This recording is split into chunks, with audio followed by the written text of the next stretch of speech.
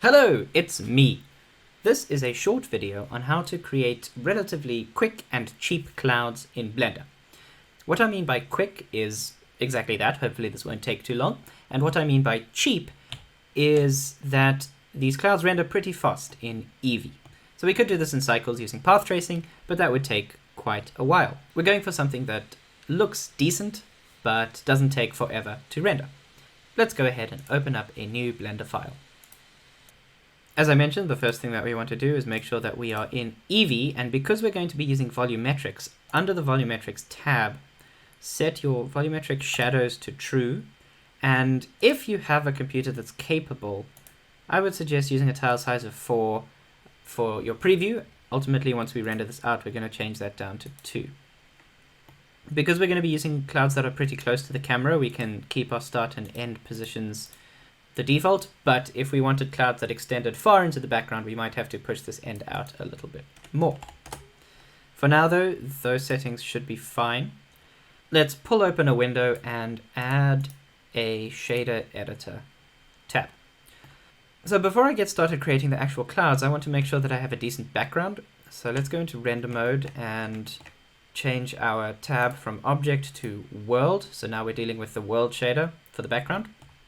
And here, if we were really in a hurry, we could just choose a blue color for the sky and leave it like that. But I do want a little bit of a gradient, so I'm going to add a gradient texture with a mapping node and a texture coordinate. Usually for procedural effects, I like to use the object texture coordinate, which I spoke about in the last video, but for the background specifically, we need to choose generated because object and all the other options don't really work too well. Okay, so I'm going to bring in generated into vector and then vector into gradient texture and then gradient texture into color, except I'm also going to add a color ramp in between there. If that all happened a little bit too fast, don't worry, I'll go through each of these nodes and what they do. The texture coordinate node basically gives us XYZ for where our camera ray lands. Because we're dealing with the background, our generated coordinates are basically coordinates of a sphere that's infinitely far away. Our mapping node allows us to manipulate those coordinates a little bit, so we could move them around or rotate them, which will come in handy in just a second. Gradient texture gives us a gradient, so I can't see anything yet, but if I rotate the camera a little bit, there's my gradient. And it seems to go from the middle of our infinite sphere far away, increasing along the x-axis. Then we go into the color ramp node, which allows us to manipulate this gradient that's coming in at 0 to 1, somewhere up there.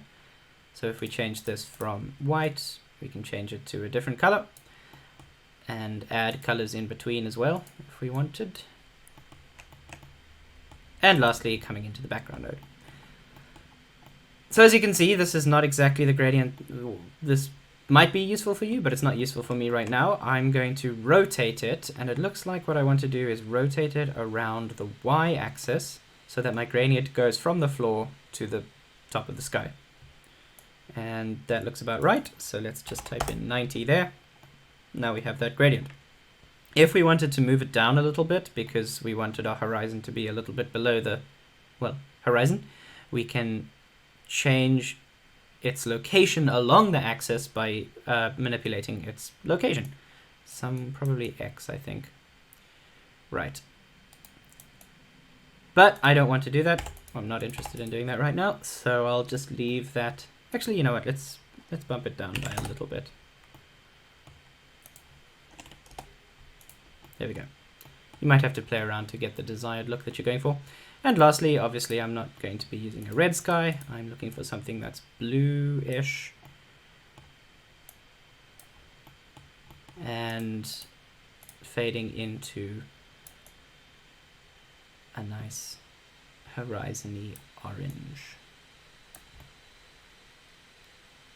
There we go. If you wanted to skip all of these steps and get something that's good, enough, you could also use a sky texture. The new Nishita looks really good on cycles, but it doesn't work on EEVEE. So for EEVEE, you'd have to choose one of the other two options, and these actually are pretty good. So That's another way of doing what I just showed you with a little less control over the look, but a little bit more accuracy probably. Anyway, there we go. We have a little bit of our gradient. I'm going to push it down a little bit further because I want to pretend that I'm actually in the sky here. Excellent. Now let's go back into Object and create our volume cube. So for this, just create a normal cube. Choose the size that you want. I'm going to leave it at the default 1 by 1 meter. Our clouds are going to be really small. And create a new material from it. What I just did is hit new in the shader editor, but you could also go into the material tab, hit new, and create your material from there. Excellent. So next up, we are not dealing with a surface, so I'm going to delete the principal BSDF node and create a principal volume instead. Drag that into volume. And we've got something. It doesn't look great. Now that I have a little bit of volume, I want to see how it reacts to a directional light in my scene. So a light coming from the sun or something like that. I'm going to create a point light, rotate it around X by -90, so that we have theoretically a sunlight coming in from the side. What happens if I play around with strength? Nothing at the moment. So we might have to play with these values a little bit more. All right, so we have our principal volume node open. I know that I want my clouds to be white and fluffy, so I'm going to turn that white up a little bit. And then, how are we going to deal with this density? The density is what we're going to be changing with other nodes, because essentially we want areas that have high density and areas that have low density to give us our fluffy clouds. The base texture of our clouds is going to be what's called a Voronoi node. So if we search by pressing Shift A and then S, search for Voronoi texture, we get a texture that is a pretty decent catch-all for things that are natural. So Voronoi can be used for things that are cell structures, or in this case clouds, and there are many other natural leaning applications for Voronoi textures. I will link to a different video in the description that goes a little bit more into the uses of Voronoi if you are interested in that. Okay, so if we drag in distance to density, the first thing that we see is not super useful. We start seeing holes. There seems to be holes in our clouds, which is sort of the opposite of what we're going for. We want there to be round-ish areas of high density and then the rest to be areas of low density. So what I'll do to remedy that is add a color ramp node, put it in the middle between Voronoi texture and our density, and then just flip these two values around. We could use an invert node, but I'm not going to do that because this will allow me to have a little bit more control over what we're doing. So if I flip that value around, now that I've done that, you can start to see some darker patches arising in the clouds over here. If we drag the black clip a little bit further down so that more of the area is not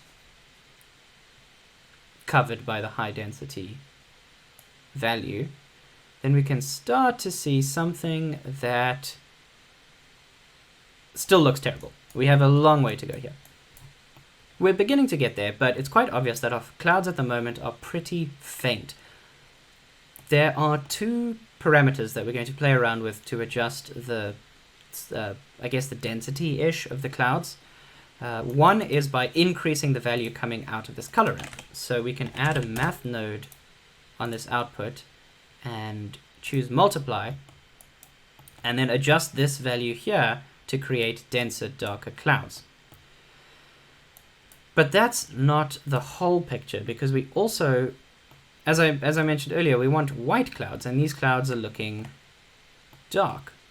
So the other thing that we can do is adjust the value of the sunlight. So if I turn my sunlight up to about 10, now we have clouds that are looking a little bit more fluffy, and we can turn down the density and get the beginnings. This is not near the end yet. We've still got a long way to go, but the beginnings of fluffy clouds. So keep that in mind as we move forward. The brightness of the cloud is a function of both this multiply value here and the brightness of the sunlight. We might have to just play around and tweak those two values moving forward. All right, next up, we want to change the size of these. At the moment, this looks more polka dot-ish than cloudish. So just dragging the scale down a little bit will give us bigger clouds. These are, at the moment, just the outlines of the clouds that we are going for. One thing that I want to make sure of at the moment is that I'm conscious of the vector input of this Voronoi texture. The vector input is usually refers to your texture coordinate that's coming in, which I alluded to a little bit earlier.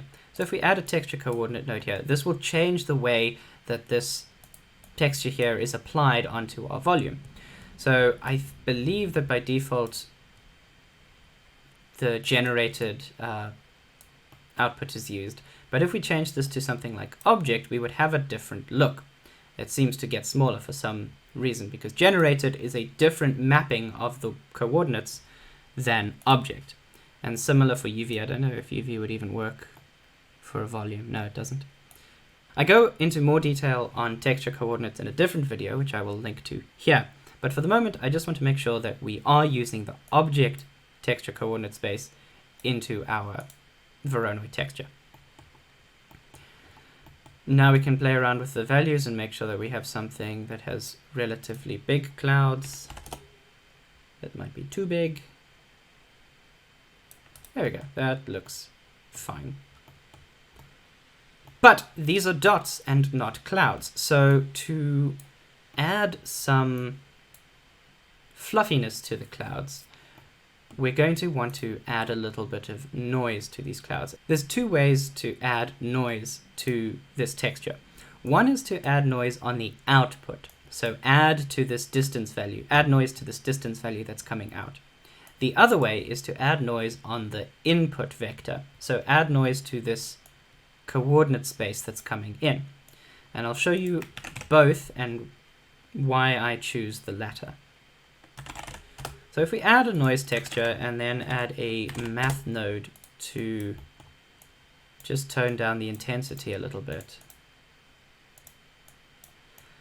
and then add these two,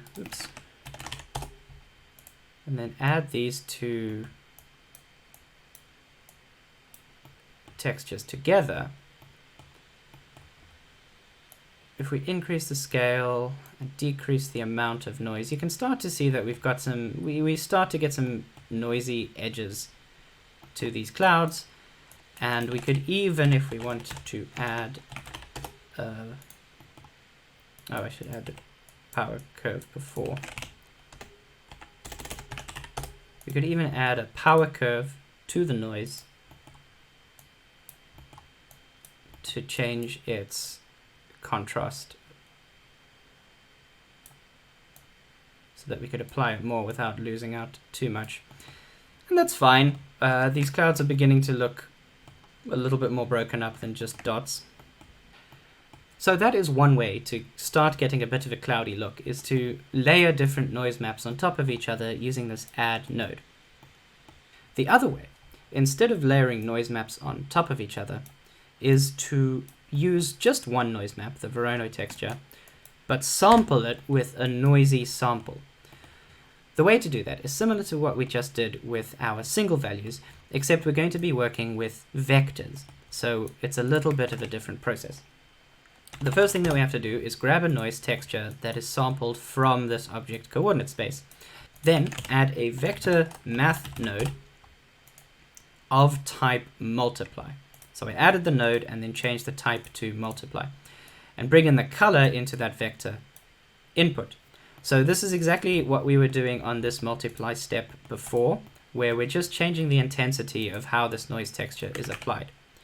So I'm going to add a value node here and drag in that value to the input, to the other vector, and this means that we can control all three of those inputs with a single value here. Then I'll take another vector math node And this one is going to be add, and add the noisy sample to the original sample, and then bring in that sample, that coordinate space, into our vector input. And now we can use this value here to start adjusting how this noise is applied. So it's a pretty similar effect to what we had before, but there are a few subtle differences. One is because all of the maths is applied before the Voronoi texture node, we know that the value coming out of here is going to be between 0 and 1. So we don't have to worry about, in this case, if we're adding values that are more than 1, we get an output that's more than 1, and then we have to try and compensate for that by subtracting values or dividing by values. With the input here is a vector field, and the output here is going to be a value between 0 and 1, as it should be. And that's pretty much it. Now we have set up the framework for our clouds. We can start to play around a little bit with the amount of detail around the edges, the roughness of the clouds. So if you wanted really broken up clouds, a high roughness with a little bit of detail. But if you wanted something more sort of internally consistent with just a little bit of details around the edges, you can reduce the roughness, and all sorts of beautiful stuff like that.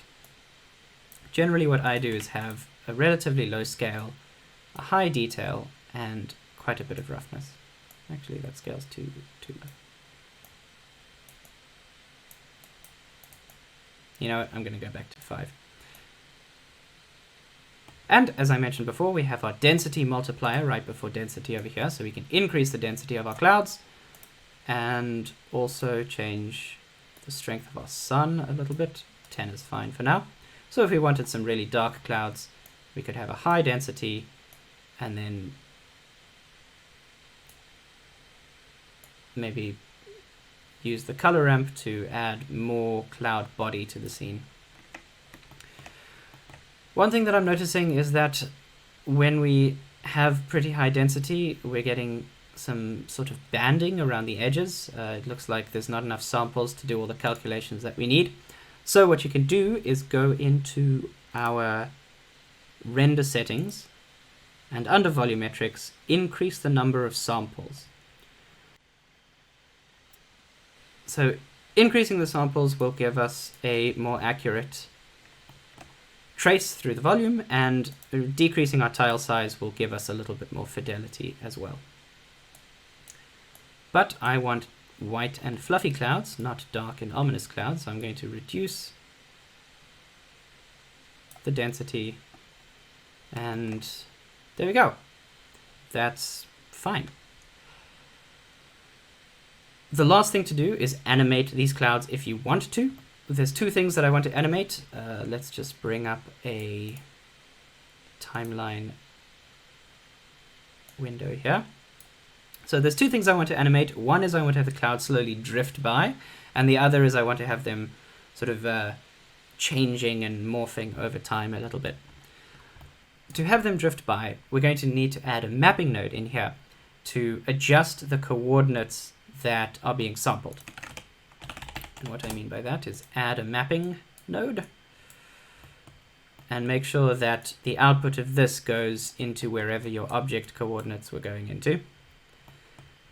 And now we can use this location modifier to change, where are we, along the Y. As we change this along the Y, the clouds drift through. So we can press I on frame 1, move all the way over to the end and press R, move this along a little bit, and then press I again, and then as we animate, the clouds will drift by. One thing to note is that by default, Blender adds easing curves to these vectors. So if we change this to a graph editor window and then hit normalize, and then zoom in by pressing press Control and the middle mouse button and then dragging up and down, you can see that these curves sort of start pretty slow, increase, and then end pretty slow as well. And that's fine, but if you want this to be, that means that your clouds are going to start pretty slow, then accelerate forward, and then decelerate towards the end, which isn't really how clouds work in real life.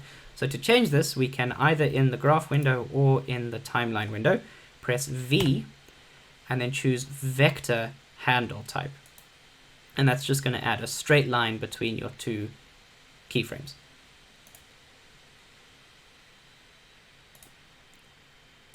Awesome.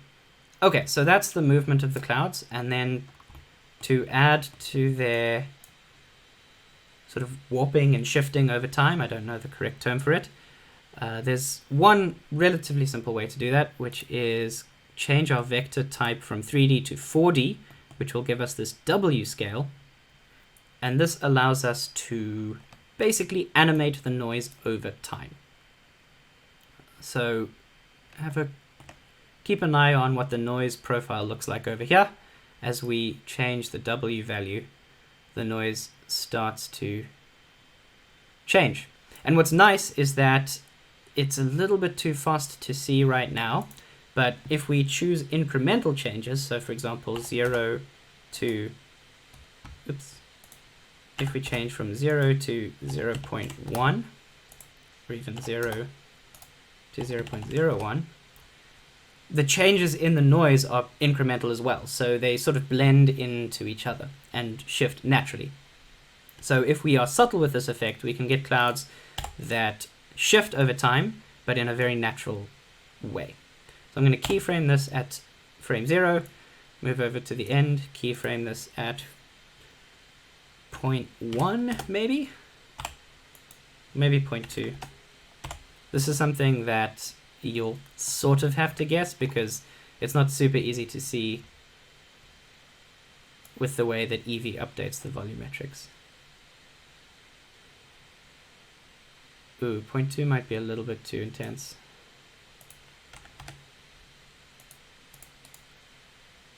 Okay, I'm going to change this end value to, 0.05. Hit I to save that keyframe. And just as we did with the location, I'm going to hover over the timeline, press V, and change that to vector so that we are not easing in and out. And then I'll render this, and hopefully it will all look good. For the final render, I want to make sure that my tile size is 2, my samples are the max that they can be, and that's pretty much all that I need to worry about. So I'll set up a camera, render that out, and let you know how it goes. Alright, thanks for following. I hope this was helpful. Please let me know in the comments if this worked for you and what you would like to see next.